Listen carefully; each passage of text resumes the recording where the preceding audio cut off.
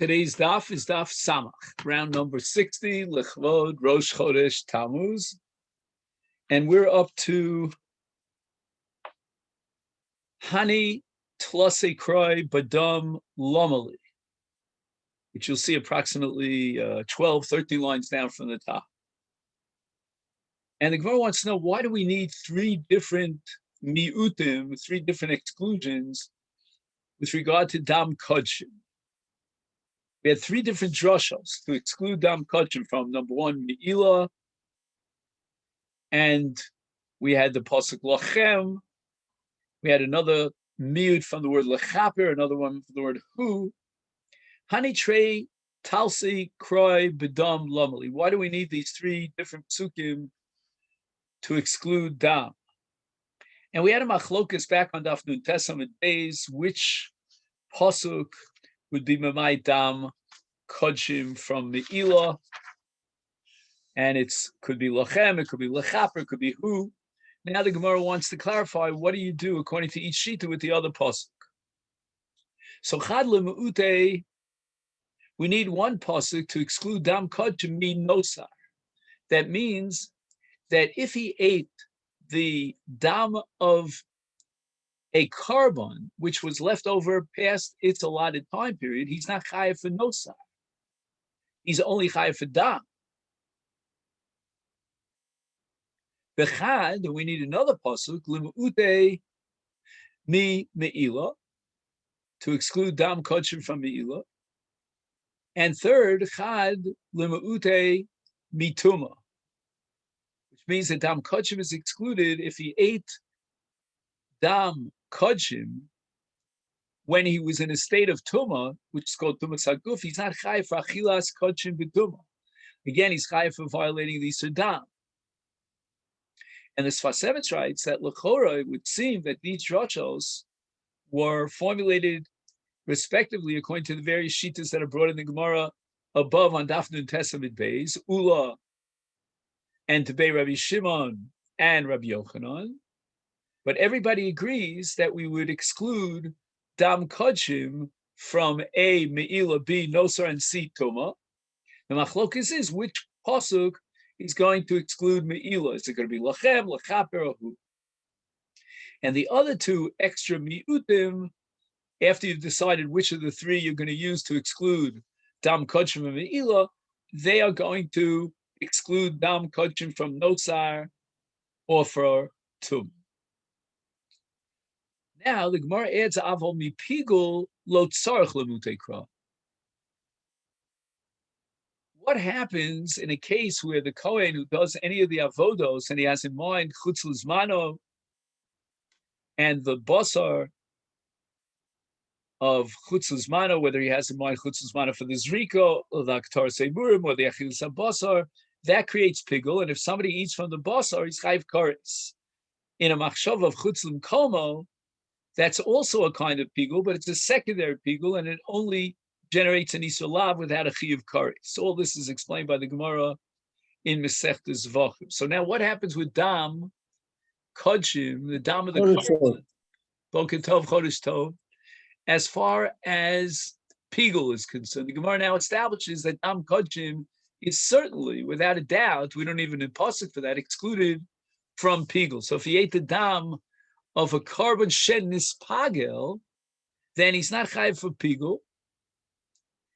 And this law is derived elsewhere. It's not in the Sugin Mizvachim Adaf Mem Gimel. The Mishnah says kol, any carbon sheyesh lo matirin, that it means something else is matirit, bein lachilus odem bein lachilus mitzbeach, whether you need a matir to allow the consumption on the part of the kohanim or the bailim. Like for example, let's say you have basar kodshim, which needs a matir zrika sadam, is bein lemizbeach, or for example, in order to allow the emurim to be burnt on the mizbeach, you need the zrika sadam. So all of these fit into yesh lo matirim. There's something else that's matir. In this case, the zrika sadam is matir. In those cases, chayav and olav mishum pigul, that if a person b'mezid ate the basar or the emurim were brought and the carbon was pigul, then he's chayav kares. So because in all these cases you need a matir, but if you have something that doesn't have a matir al yidei acherim, then there's no chiyuv of pigul, as the Mishnah establishes. V'dam atzmo matir. The dam is not something that needs a matir. On the contrary, the dam plays the active role of being matir. It's matir de murim faktora for the basar fachila, and therefore there's no din of pigul with regard to dam because it's matir atzmo and it doesn't fit into the category of davar sheyesh lo matirin. So therefore, we don't need a pasuk to exclude dam from pigul. And this leads us to the main focus of our learning today, the Mishnah here on Daf Samach Omid Aleph. Now, this Mishnah is going to explain that the Avodas Yom Kippurim requires a certain seder and a certain Nesinas Hadam and Zrikas Hadam, etc., Azos Hadam. And the Mishnah is going to address cases where he changes the seder, he doesn't do it in the proper order, or the dam spilled and he wasn't able to complete the hazos. Now, in order to appreciate this Mishnah, we want to divide up the Avodas Yom Kippurim into, number one, those avodos that require big day lavan, and those avodos that the Kohen Gadol implements while he's wearing big day zav.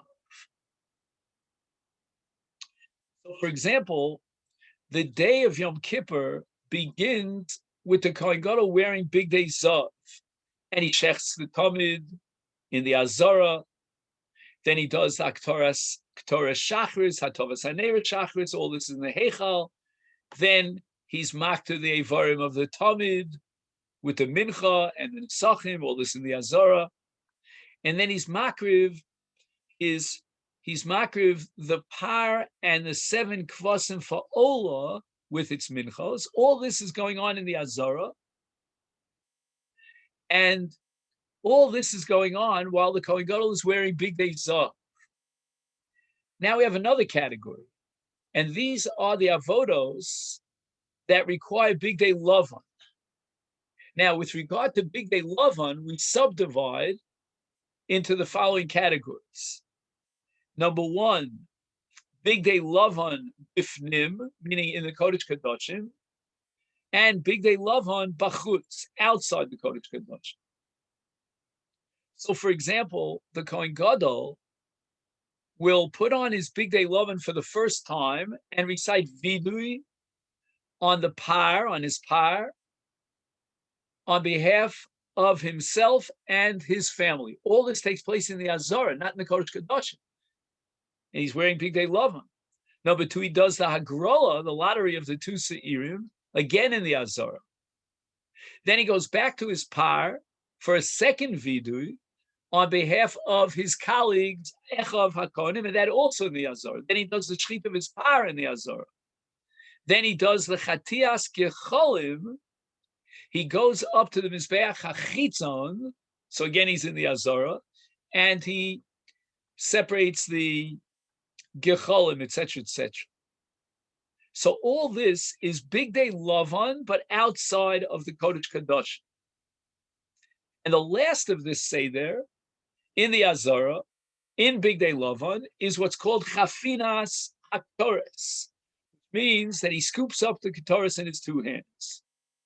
Now, at this point, wearing the big day lavan, he enters into the Kodesh Kadoshim to be makter the ketoris. And while he's in the Kodesh Kadoshim, having been makter the ketoris, he'll do the hazas dam hapar, all this in the Kodesh Kadoshim. He goes out of the Kodesh Kadoshim to shecht his sa'ir in the Azara. Then he takes the dam of the sa'ir, goes back into the Kodesh Kadoshim to do the hazos of the dam ha'sa'ir. And then he goes out of the Kodesh Kadoshim into the Heichal to do the hazos of the dam ha'par, and that's keneged ha'paroches. And then following that, hazos dam ha'sa'ir. And all this happens in the Heichal, outside the Kodesh Kadosh. Then once again, he's going to mix the dam apar and the dam asoyer. He does hazos of that mixture of dam on the four corners of the mizbeach hazav, the mizbeach hapnimi, and on the gag taro shel mizbeach. All this is going on in the heichal while he's wearing big day lavan. And finally, to conclude this, the avodos up in, but again, we're not ready for Sarah Mishtalech, but all the avodas of the day, he does what's called shvichas shiore adam al yisod maravi shel mizbeach hachitzon, and he's wearing big day lavan, and he does this in the azar. So we'll talk a lot about shvichas shiore adam today. Then he recites vidu on the Sarah Mishtalech in the azara. He sends the azara. He sends the Sawyer out into the midbar with a shliach and ishiti, and that goes to Azazel. He takes the emurim of his par and his Sawyer, and he sends them outside the city, and that's an entire list of those avodos that are performed in Big Day Lavan, Big Day Bad, some of which inside the Kodesh Kadoshim, some in the Heichal, and some in the Azar. Now, if we want to list the avodos where the Kohen Gadol is wearing Big Day Zav, obviously we mentioned all the avodos of the morning, which are daily avodos, including the Tamid, and of course the Ketores on a daily basis. And as we mentioned before, the Tatovas Haneros. Fine. Now we've got Hakrovas Soyer Chatos Al Mizbeach HaChitzon, and that's of course in the Azara. Hakrovas Elo Ve'el Ha'am Le'ola in the Azara. All this is done in Big Day Zav. Haktoras Emure Par Visor in the Azara, Haktoras Tamid Shel Ben Arbaim Ba'Azara, and all those avodos are done the Big Day Zav. There's only one last avoda in Big Day Lavan, and that's Bifnai B'Lifnim. That's Hotzas Kaf Umachta. Without further ado, having given this introduction, an overview of the Seder of the Yoma Kippurim and its avodos, now we read the Mishnah. Kol Maseh Yoma Kippurim ha'omer al Seder.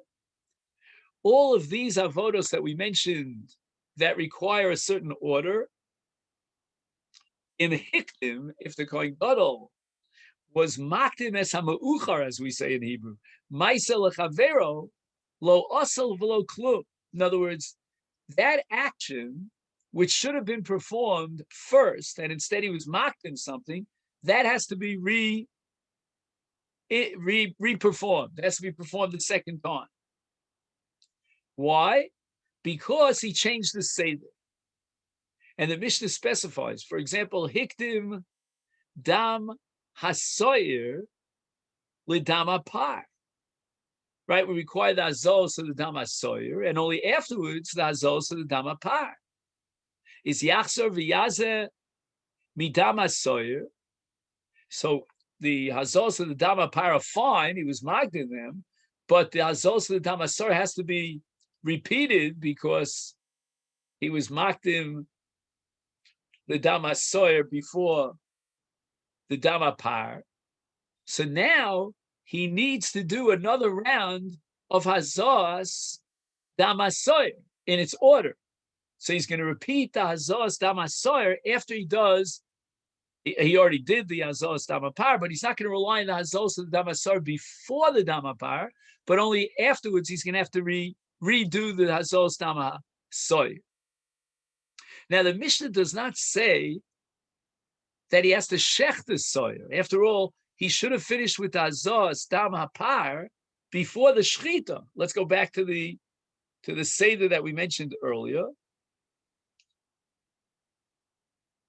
Right, Hazos Dam Hapar, B'Kodesh HaKadoshim, and then Shchitas HaSoyer, and then Hazos Dam HaSoyer. So you might think that in this case, It's not enough that he does the hazos of the dam hasoyer after the hazos of the dam par. He has to redo the shechit itself.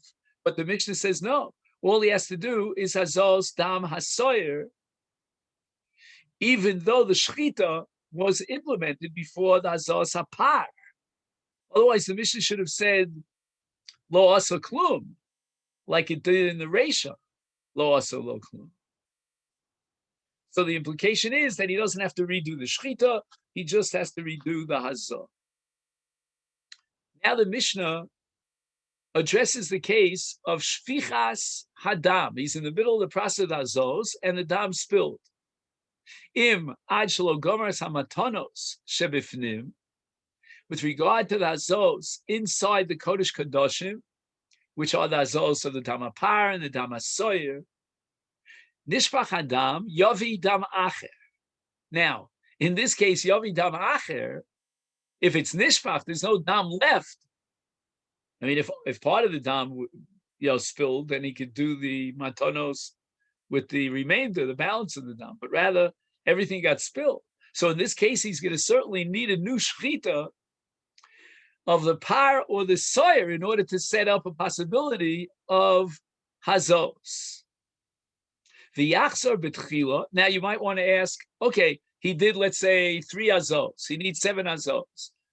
Can he pick up where he left off? No.